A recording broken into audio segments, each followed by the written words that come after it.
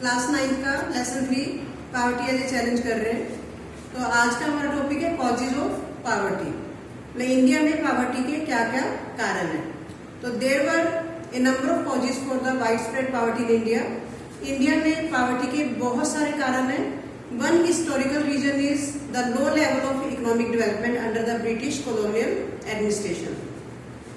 इनमें से एक हिस्टोरिकल कारण क्या है कि जब ब्रिटिश गवर्नमेंट हमारे कंट्री पे रूल करती थी तो उन्होंने हमारे कंट्री की इकोनॉमिक डेवलपमेंट पे ज्यादा ध्यान नहीं दिया। The policies of the colonial government ruined traditional handicraft and discourage development of industries like textile. तो जो ब्रिटिश गवर्नमेंट है उनकी पॉलिसीज ऐसी थी कि उन्होंने हमारे कंट्री की जो इंडस्ट्रियल डेवलपमेंट है उसको डिस्करेज किया और हमारे जो हैंडीक्राफ्ट या को जो लोग हाथों से काम करते थे उसको भी डिस्करेज किया। जैसे टेक्सटाइल इंडस्ट्री को भी उन्होंने डिस्करेज किया। The low rate of growth persisted until the 1980s। जो लो रेट है ग्रोथ का वो कब तक कंटिन्यू रहा, 19th सेंचुरी तक। और this resulted in less job opportunities and low growth rate of income. तो इसका रिजल्ट क्या हुआ कि जो जॉब अपॉर्चुनिटी, क्योंकि इंडस्ट्रियल डेवलपमेंट कम थी तो लोगों को जॉब अपॉर्चुनिटीज कम मिली और हमारी जो कंट्री की जो लोगों की इनकम का ग्रोथ रेट था वो कम रहा। This was accompanied by A high growth rate of population. इसके साथ साथ हमारी कंट्री की जो पॉपुलेशन की ग्रोथ भी हाई रही। The two combined to make the growth rate of per capita income very low. तो इन सब दोनों चीजों के कारण, लो इकोनॉमिक ग्रोथ और हाई पॉपुलेशन, दोनों के कॉम्बिनेशन के कारण हमारे कंट्री में जो लोगों की इनकम है पर कैपिटा इनकम यानी कि 1% की जो एवरेज इनकम है वो बहुत कम रही। The failure at both fronts. तो हम दोनों ही फ्रंट्स पे यानी कि ना तो हम इंडस्ट्रियल डेवलपमेंट कर पाए ना ही हम पॉपुलेशन को कंट्रोल कर पाए। इससे क्या हुआ कि इकोनॉमिक ग्रोथ और पॉपुलेशन दोनों कंट्रोल ना करने के, इकोनॉमिक ग्रोथ कम करने के कारण और पॉपुलेशन कंट्रोल ना करने के कारण हमारे कंट्री में लोगों की इनकम कम रही और पॉवर्टी बनी रही। तो सबसे पहला कारण क्या पड़ा, wrong policies of colonial government. British government की रॉन्ग पॉलिसीज का इफेक्ट हमारा अभी काफी लंबे टाइम तक चला।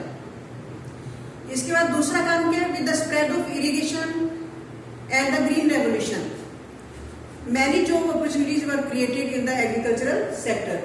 इंडिपेंडेंस के बाद फर्स्ट 5 ईयर प्लान में हमारी गवर्नमेंट ने ये मोटिव बनाया कि हमने एग्रीकल्चरल डेवलपमेंट करनी है।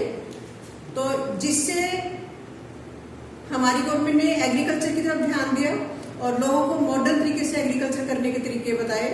लेकिन इसका भी इफेक्ट जो है वो ज्यादा बड़े एरिया पे नहीं पड़ा।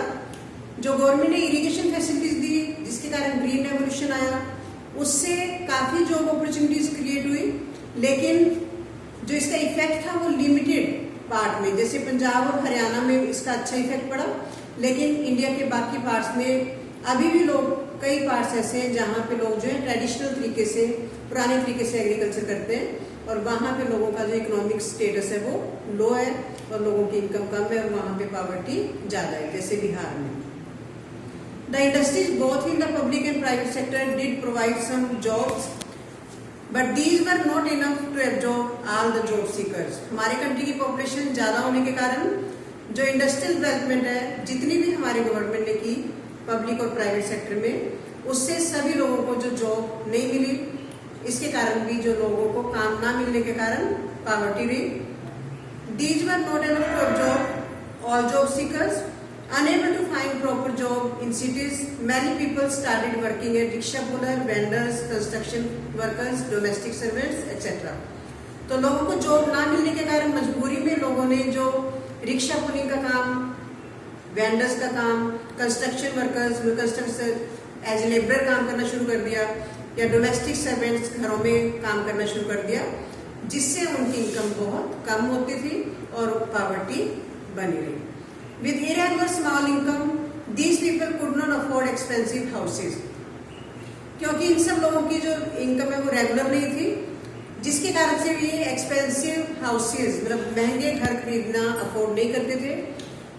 इसके कारण से इन्होंने स्लम एरिया में, झुग्गी झोंपड़ियों में रहना शुरू कर दिया सिटी के बाहर और प्रॉब्लम जो है पॉवर्टी की बनी रही। और largely rural phenomena also became the feature of the urban sector.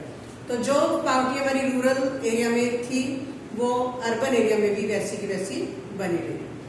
Another feature of high poverty rates has been the huge income inequalities. तीसरा कारण क्या है हमारे कंट्री में पावर्टी का, कि हमारे कंट्री में एक पार्ट पॉपुलेशन का बहुत रिच है और एक पार्ट ऐसे बहुत पुअर है। तो इनकम में इनइक्वालिटी होना भी जो पावर्टी का कारण है, यानी कि हमारे कंट्री में जो रिसोर्सेज है उसका डिस्ट्रीब्यूशन इक्वल नहीं है। तो one of major reason for this is the unequal distribution of land and other resources. तो हमारे कंट्री में क्योंकि एग्रीकल्चर कंट्री है तो इसमें जो लैंड का डिस्ट्रीब्यूशन है इक्वल नहीं है, कई लैंडलेस फार्मर्स हैं और कई बड़े बड़े जमींदार हैं।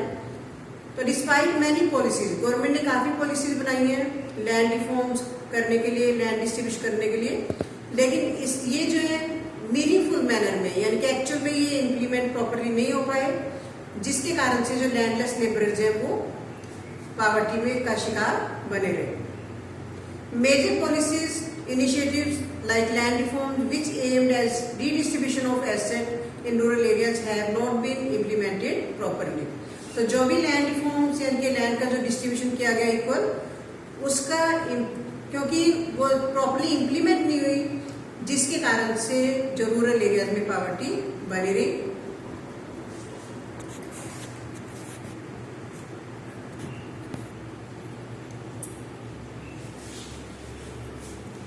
तो since lack of land resources has been one of the major causes of poverty in India.